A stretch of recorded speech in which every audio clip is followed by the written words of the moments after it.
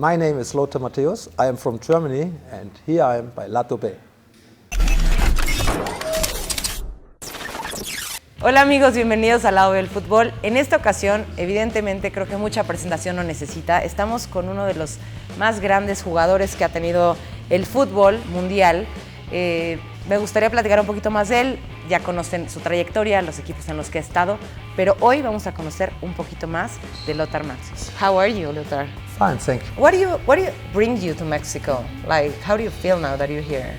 I told this to your colleagues. I'm always happy when I come to Mexico because I have good experience. I was the first time in Mexico in 1985 with the German national team for friendly games against Mexico and England. 1 year before the World Cup, '86 in Mexico. Then we played the World Cup, we was going to the final, and then we come a couple of times more back to Mexico with the national team, privately in Cancun, in Acapulco. I was watching the beauty places in Mexico, and I feel always happy because I feel the country is so positive, full with energy. The people are laughing, are smiling. You have a very good food, you have very good kitchen, and for this, it's a long time I was not here. 5 years ago was the last time, but I feel like I come back to a home place. And can you talk about us a little bit of your childhood? Like, Wow. how was Lothar when he was a kid?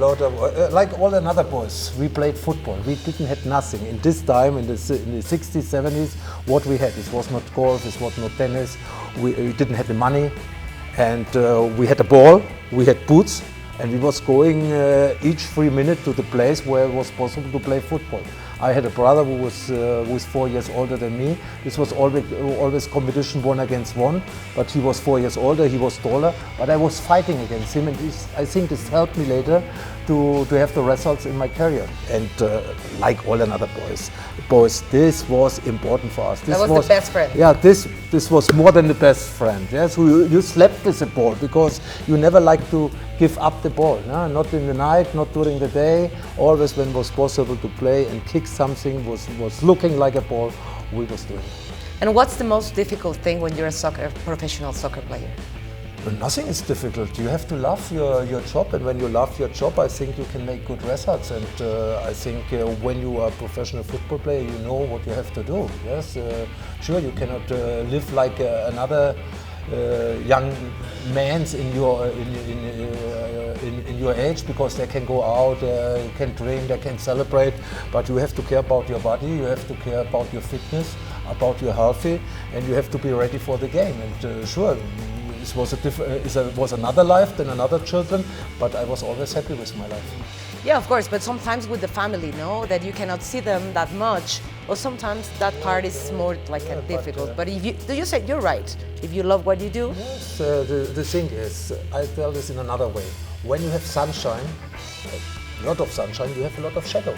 Yeah, you cannot have only the good things and not the bad things. Yes, and sure, what you told is true.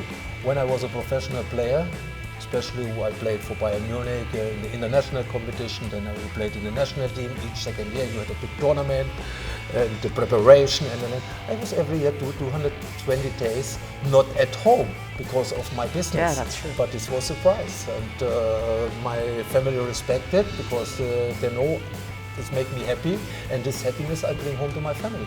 And we have 2 Mexican soccer players that were playing in the Bundesliga, no? Chicharito and Jürgen Damm. What do you think about them there? I think for us it's very nice to have these international players in Germany, in the Bundesliga.